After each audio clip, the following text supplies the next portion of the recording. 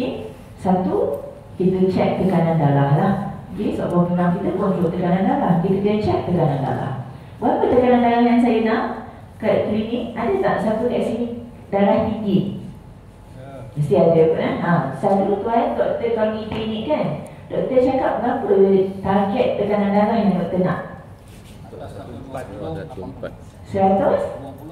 Oh tu hebat sangat kan tu? Tu terkawal? Okey. Bawah 14. Okey. So yang paling cantik 130, 80. Okey, tak semestinya 120, 80, tak perlu. Sekarang tuan-tuan boleh capai 130, 80 dan ke bawah, dan alhamdulillah. Maksudnya terkawal. Okey, hafal nombor ni. Lepas ni di klinik, doktor saya punya ni, saya capai target. Okey. Paling-paling tak boleh pun 130, 80, 140, 90 doktor terima.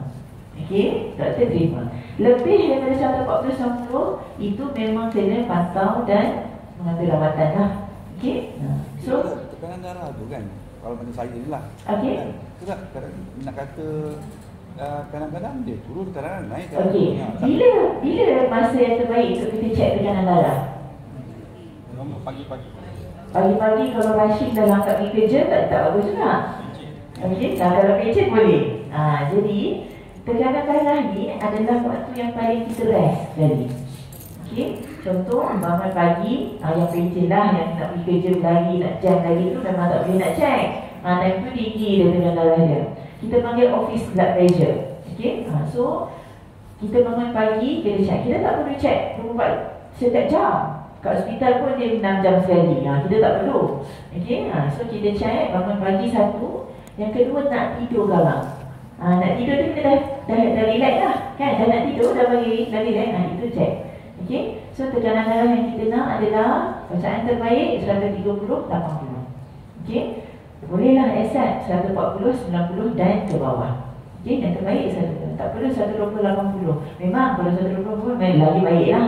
Okey. Yang kedua, apa doktor buat untuk cek tekanan masalah bawah pinggang? Kita hantar darah. Renal profile yang saya cakap tadi lah, kreatinin, bacaan kreatinin. Nombor 3, kita cek air kencing. Apa yang kita nak cek? Ada satu, kita celup-celup. Doktor tengok, ada protein, tak ada protein. Itu satu. Yang kedua, lebih detailnya, kita cek urine albumin creatinine ratio. Itu kita nak tahu kandungan protein itu berapa. Nak tahu sikit, banyak ataupun terlalu banyak. Okey, sebab cara rawatan ni mungkin berbeza. Okey, so 3 benda yang kita kena buat. Okey, bukan tuan-tuan kena buat. Tuan-tuan kena buat satu je pergi hospital. Okey, yang lagi 3 doktor buat. Okey, cek darah, cek air kencing, cek bacaan air kencing, darah dan juga bacaan bawah pinggang. Ya, clear? Right? So, sebenarnya gout adalah salah satu kidney damage. betul?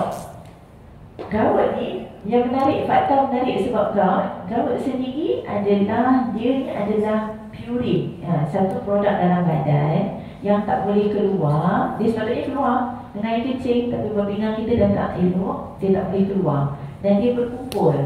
Dan purin tu dia berkumpul, dia attack dekat kita punya sendi. Okey, gout juga benda ni dia boleh menyebabkan batu karang. So bila dapat gout, makan tu dapat tahan sakit. So dan bila jatuh di tangga lah, sakit, maka tahan sakit menyebabkan bawah pinggang. Gout sendiri boleh dapat batu karang. Gout sendiri boleh rosakkan bawah pinggang. Dia boleh deposit dan dia boleh melekat-melekat dekat kita punya penapis. Okay, so kalau tuan-tuan ada gout, pergi check level uric acid lah dan jaga pemakanan dah. Gout sebenarnya pemakanan, lebihnya pemakanan lah. Okay, so bawah pinggang kita tak boleh nak digest. So selain daripada orang-orang yang kita cakap kena pergi screen tadi, yang kencing manis, yang darah tinggi, SID, glomerulonephritis, yang kencing kotor selalunya. Sekarang even kalau nak masuk EU pun anak-anak pun kena check urine test. Tujuan dia kita nak tangkap awal lah. Okay, kita nak tangkap awal, tak tunggu ada semua benda tu kita nak buat. Right? Tapi ni bagi yang muda-muda lah. Okay, tapi bagi tuan-tuan yang umur 60 dan ke atas, dinasihatkan untuk buat pemeriksaan berkala. Okay? Okey, bergantung kepada usia, bergantung kepada background penyakit kita yang ada lah. Okey, kalau macam mana darah tinggi memang dah ada, 3 bulan sekali doktor suruh pergi, betul? 4 bulan sekali doktor suruh pergi. Lagi jauh doktor bagi appointment, lagi kurang lah sikit kita punya beban sakit, penyakit. Saya dah nak mengajar saya, kalau makin dekat doktor nak tengok sebulan, kena risau lah tu. Tapi kalau doktor nak tengok lagi 6 bulan, okey, lega sikit. Okey, so berkala. Tapi secara umumnya, berkala yang tak ada penyakit apa-apa setahun sekali. Okey, setahun sekali wajib lah. Okey, cek semua.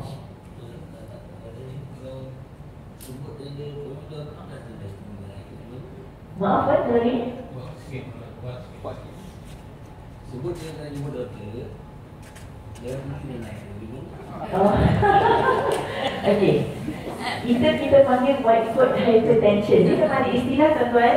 Bila kat rumah elok bacaan tekanan darah. Bila pergi je tak sempat jumpa doktor, tengok pintu hospital pun dia dah macam ledak-ledak kan. Itu white hypertension. Apa tuan-tuan boleh buat? Beli mesin satu kat rumah. Okey, ambil tekanan darah dulu kat rumah. Bawa benda tu yang tuan-tuan catat tu dekat doktor. Okey, dan kita boleh tengok dekat rumah macam mana, dekat klinik dia macam mana. Dan salah satu lagi cara kita buat ABPM, Ambulatory Blood Pressure Monitoring. Dia ada satu alat yang doktor pakai untuk tengok tekanan darah. Ya, kadang-kadang doktor tak percaya kan? Yo, kat rumah elok kan? Doktor memang tak percayanya. Jadi, tuan-tuan tunjuk putih kat kita. Kat rumah saya elok. Okey, rumah saya elok. Datang sini saya berdebar. Tapi kita akan buat ABPM lah. Yang ambulatory, dia akan ada satu alat. Dia ada 2 jenis. Satu jenis yang pakai macam jam tu. Okey, dia pakai 24 jam. Nanti dia print. Doktor pun tengok time tidur berapa, time bangun berapa. Okey, ada satu lagi dia attach dekat kita punya jantung. Okey, kita panggil ABPM lah. Tu salah satu cara untuk kita tengok yang kata rumah elok, yang klinik tak elok tu. Okey. So, alright, cek darah. Kita juga buat renal biopsi. Okay, sampai satu tahap ada yang kita offer untuk buat renal biopsi. Apa itu renal biopsi? Ambil sikit isi buah pinggang, hantar Mak untuk tengok. Okay, itu renal biopsi. Tak semua orang kita akan buat renal biopsi. Renal biopsi lebih kepada diagnostik lah. Kalau kita tak tahu apa yang berlaku sebenarnya, dan kita buat renal biopsi. Okay, so setakat ni, renal biopsi ni, kalau tuan-tuan, ya? Macam mana ambil sampel tu? Okey, renal biopsi ni dia bukan pembedahan, dia adalah prosedur. Tuan-tuan, bila mana doktor pakai buah pinggang tak boleh nak determine kenapa. Kencing manis ke penyakit lain. Ya, dah buat ultrasound, tak jumpa, tak ada batu kan, tak pernah explain. Dan renal biopsi akan bagi tahu kita jawapan. Renal biopsi, tuan-tuan baring, ya, menyarap. Kita akan guna ultrasound untuk tengok kat mana kita nak cucuk buah pinggang tersebut. Ada satu jarum yang kita masukkan. Ni jarum dia ni. Okey. Jarum dia yang gambar hujung tu, dia kecil je macam jarum ni juga, tapi dia macam kalau itu saiz straw tak ni lah. Kecil daripada saya punya wire ni. Dia akan terus masuk ke dalam buah pinggang yang macam ultrasound tu. Tu nampak ada satu batang tu kan, yang straight itu. Dia akan masukkan jarum. Dia masuk melalui mana? Dari belakang, dari kulit. Kulit lah. Dari belakang dia cucuk sampai ke buah pinggang, kita akan ambil sampel lah.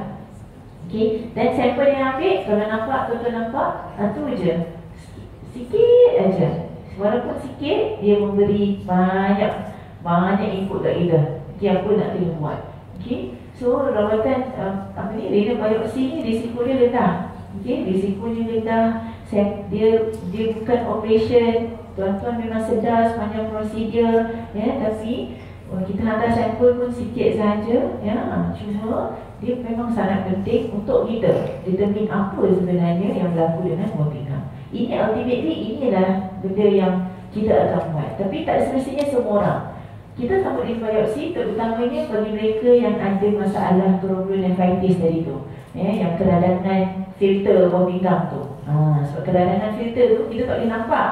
Kalau renal biopsi, hantar sampel, bawa makmal, kita boleh nampak apa yang berlaku. Ya, kita boleh offer rawatan lah. Okey, clear ke? So sekarang kita masuk ke pencegahan lah. Right? Okey, memang mudah. Langkah nombor 1, saya silap. Patut saya tulis nombor 1, pakai baju di klinik.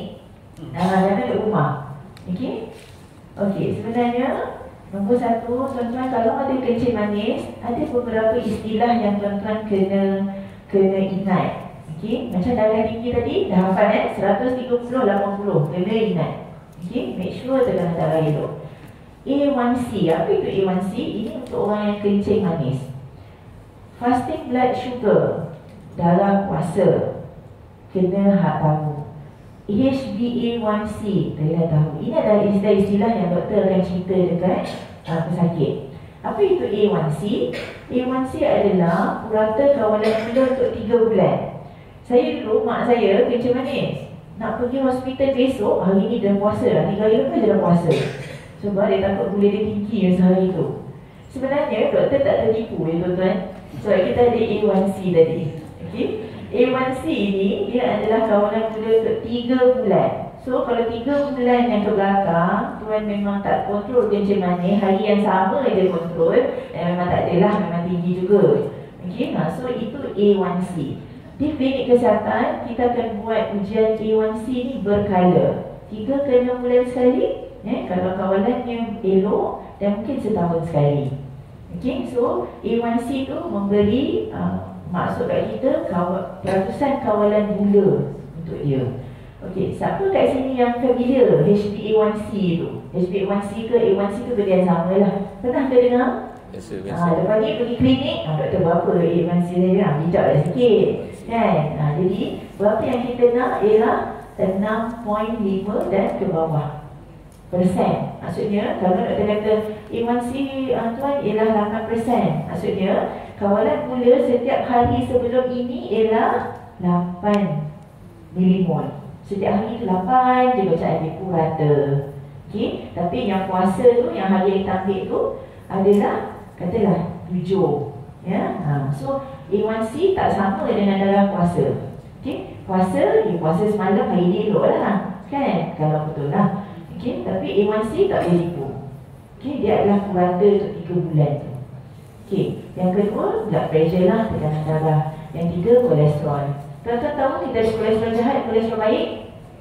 Okay, so yang kita fokuskan adalah kolesterol jahat, LDL. Okay, LDL. So saya ajar ni supaya tuan-tuan yang bijak ni dari doktor yang tak pergi klinik. So LDL kita nak kurang daripada 1.4 kalau boleh. 2.4 kalau boleh. Ya. So apa yang saya sebut hari ini adalah apa marker yang doktor tengok untuk klasifikasikan tuan-tuan ni berisiko tinggi ke tidak. Okey. Ini adalah yang kita tengok secara asasnya lah. Okey. Gula, tekanan darah dan juga kolesterol. Okey. Ini yang saya cerita macam-macam yang kata ni. So kalau tuan-tuan adalah kencing manis, nombor 1 kena tahu capai target dulu. Berapa target? A1C mesti kurang daripada 6.5%. Even doktor terimalah sampai 7%. Okay? So buah pinggang ni, okay, kenapa kita kata 7? Sebab kajian mengatakan kawalan gula dengan A1C 7% akan melambatkan proses kerosakan buah pinggang. Okay? Kalau kandungan gula you setiap hari ialah 10, tinggi kan? Tinggi. Right? So kita dah boleh predict dah buah pinggang rosak pastinya sebab kencing manis. Okay? So itu adalah A1C. Dan pemeriksaan tahap kandungan gula dalam darah secara berkala lah. Okay, siapa kat sini pengguna insulin? Ada ke? Ada. Doktor ajar tak macam mana kita nak kontrol kita punya, nak adjust, nak ada divisi sendiri kat rumah? Ajar. Okey. Sebenarnya tuan-tuan jangan tunggu 3 bulan ke depan untuk jumpa doktor dan adjust insulin. Tuan-tuan boleh buat sendiri dekat rumah. Okey. Alright. Sebab kita boleh adjust provided tuan-tuan ada mesin gula kat rumah lah. Tuan ada ke? Dan buat sendiri. Okey. 4 kali cucuk, 2 kali cucuk instan lah. Okey. So apa-apa yang tuan cucuk pun tuan boleh adjust. Okay. Katalah petang ni saya bagi brief lah. Sebab saya kadang-kadang saya risau juga. Saya punya diabetik juga dia tak bagi tahu. Lepas tu saya marah-marah gula tak cantik. Tapi sebenarnya salah saya. Okay. Kita cucuk, ni saya buat mungkin ada yang cucuk 4 kali pun. Ada ke cucuk 4 kali? Tak ada. Okay. Insulin dia ada banyak. Ada yang cucuk sekali, ada cucuk 2, ada cucuk 4. Okey, so bergantung kepada tahap dia lah. Sebenarnya bila kita cucuk insulin, macam tuan cucuk 2 kali pagi dan petang, betul? So kita jangan base, yang penting kita nak gula pagi kita tu mencapai normal, yang optimum lah. Berapa optimum? 4 hingga 6. Okey, bangun pagi check gula terbaik ialah 4 hingga 6. Okey, kalau gula tinggi lebih daripada 4 hingga 6, gula yang sama tu sebelum makan akan bawa sampai ke petang. Campur dengan makan lagi, campur dengan dinner, nak pergi kenduri ke orang lagi semua, sampai petang gula dah tinggi. Jadi pagi ni kena pastikan gula dah memang cukup, ya, gula dah memang terkawal 4 hingga 6, ya, magic number dia lah, alright, 4 hingga 6. So physical activity, apa maksud moderate level? Moderate level tu bila tuan-tuan berjalan, tuan-tuan start berpeluh dan jantung start berdebar. Tu moderate level. Okey, so lepas ni nak balik rumah jangan jalan, berlari. Okey, sebelah sini kalau ada yang merokok, kita berhenti merokok. Sebab bila merokok, salur darah dia akan rosak. Salur darah di mana-mana sahaja tuan-tuan. Ya, di jantung sudah pasti, di buah pinggang sebab tak nampak.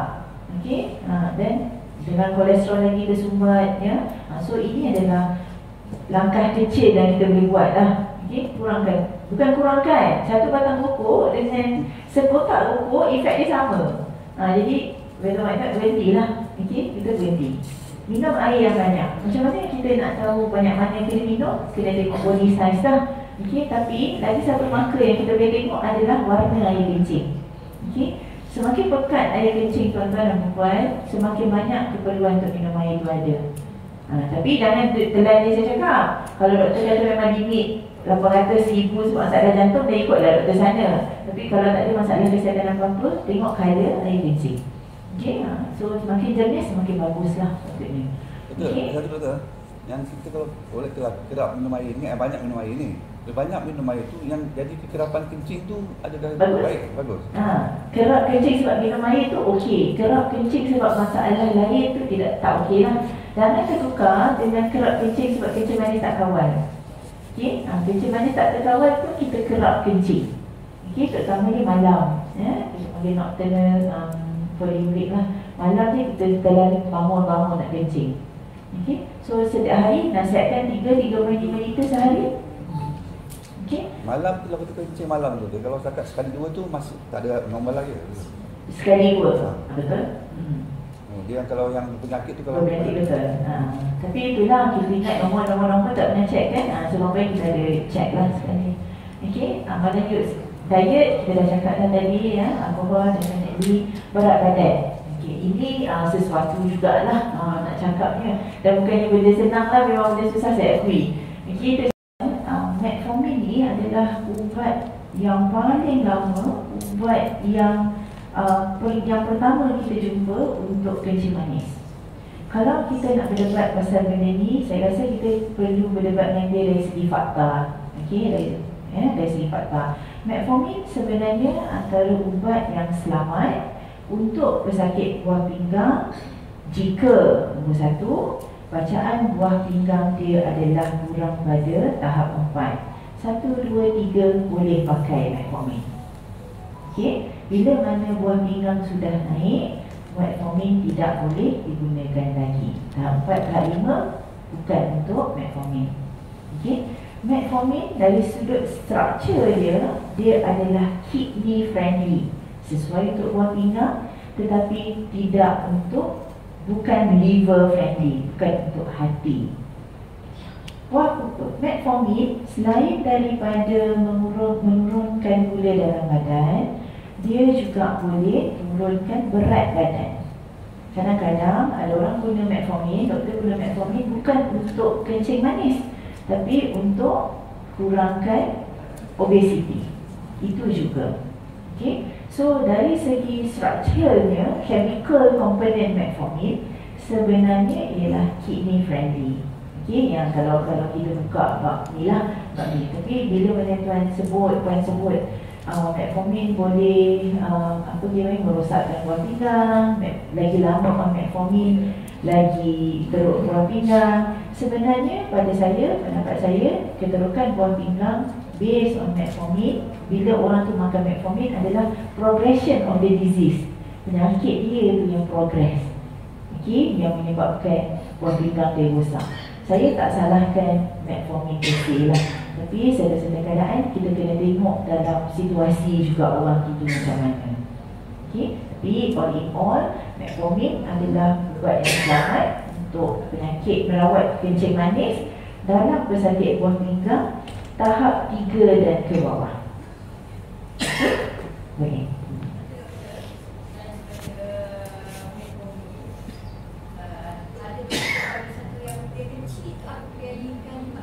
Glibenclamide, betul?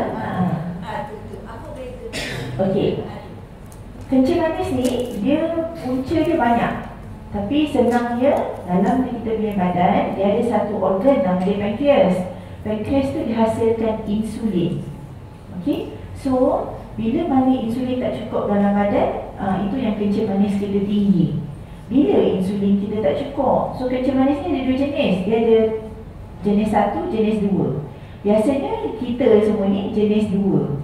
Jenis 2 tu dia kurang sensitif untuk hasilkan insulin. Insulin ada tapi tak sensitif untuk kawal gula. Jenis 1 dia memang tak ada langsung insulin tu. Okay, so metformin ni adalah meningkatkan sensitivity insulin tu. Okay, so itu fungsi metformin lah, tingkatkan sensitivity insulin supaya insulin yang ada tu kerja kuat sikit lah. Alright, lagi satu ialah glibenclamide ya. Itu adalah grup-grup yang fungsi yang lain. So, ubat yang Puan cakap, so all in all, ubat kencing manis tu bukan sahaja meningkatkan insulin sensitivity, tetapi ada ubat yang dia akan tukarkan gula kita jadi benda lain, jadi lemak. Tukarkan gula kita jadi storage. Itu fungsi yang Puan cakap tu. Ada juga ubat yang dia akan kurangkan penyerapan gula di usus. Itu pun untuk mengurangkan kandungan gula dalam badan. Dan ada juga yang ubat yang paling latest, kita panggil dapagliflozin, empagliflozin. Dia membuang kita punya gula dalam air kencing. So ubat ni dia bukan fungsi dia satu. So merawat penyakit tu berbagai-bagai cara. Serangan darat, serangan udara, serangan ni kan, semua ada, serangan laut. So samalah konsep dengan ubat tadi. So metformin increasekan insulin, dia naikkan insulin sensitivity. Tapi ada ubat yang lain, walaupun dia dah naik insulin tadi, tapi gula tinggi juga. So kita kurangkan penyerapan gula tu pula. So banyak dia punya bahagian-bahagian kerja dia lah. Tapi all in all, fungsi dia adalah ubat tu nak turunkan kandungan gula lah. Okay. Alright, so BMI, balik kepada gemuk kita tadi tu, kita nak kurang daripada 28. Okay, 28 balik, test-test lah berat badan, tinggi ya, BMI yang baik. Tadi saya cerita orang yang sihat, macam mana kita nak buat dialisis. Tuan-tuan dan puan-puan, jika anda disahkan penyakit buah pinggang tahap kronik, jangan takut, jangan sedih, jangan putus harapan. Okay, kita kat sini nak tolong. Okay, bukan doktor suka-suka nak tepuk sini, tepuk sana, kita buat bukan. Right? Saya cuma nak exposekan tuan-tuan dan puan-puan apa rawatan yang ada jika benda itu berlaku juga. Dah cegah dah ni, tapi benda nak berlaku. Tuan-tuan tahu, bila mana buah kita menua, kita tua, buah pinggang kita menua. Okay? Lepas kita umur 40, fungsi buah pinggang akan turun 1% setiap tahun. Okay, so jangan terkejut tahun lepas kita check fungsi buah pinggang kita 45. Tahun depan dia kan 40. Tidaklah, dah umur dah beranjak macam tu lah. Okay, buah pinggang kita makin tua, makin menua lah. Okay, so rawatan buah penyakit buah pinggang kronik. Bila kronik tu maksudnya tak boleh undur dah, nak kena hadap dah.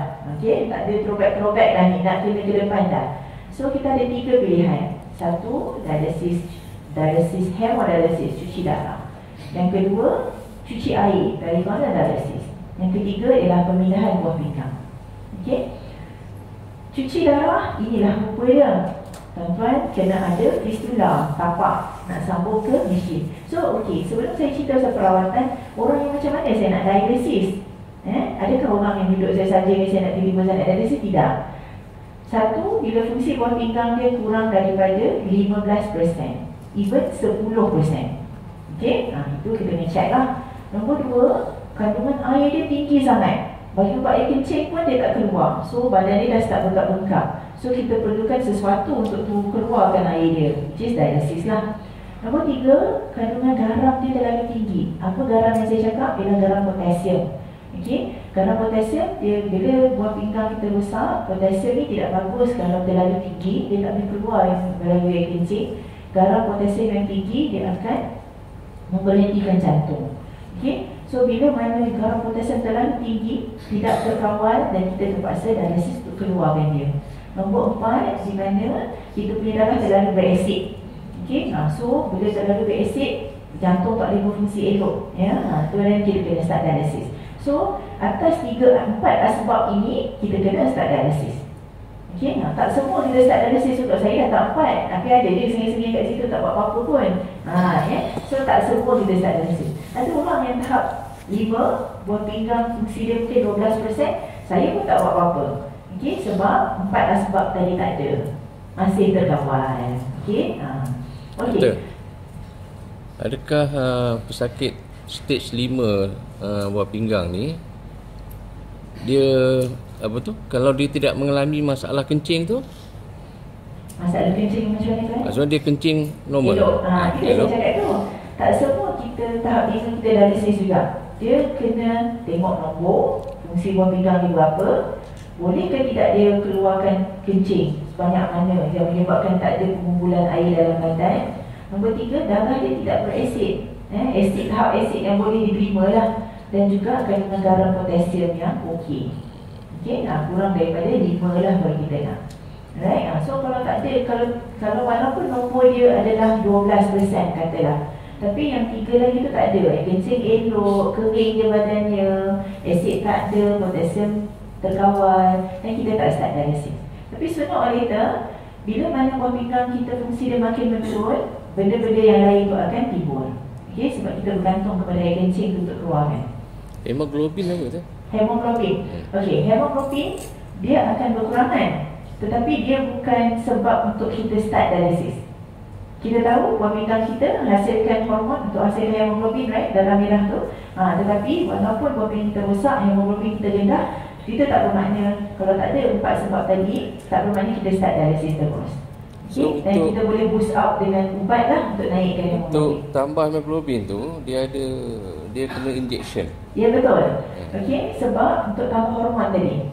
Sebab bila buah pinggang rosak, tak ada hormon nak hasilkan darah So merah. injection tu tadi efek apa lah? Maksudnya memang injection tu so far dia selamat, cuma kita kena kontrol tekanan darah lah. Kadang-kadang injection ni, ESA ni, ubat tu namanya, dia boleh naikkan tekanan darah.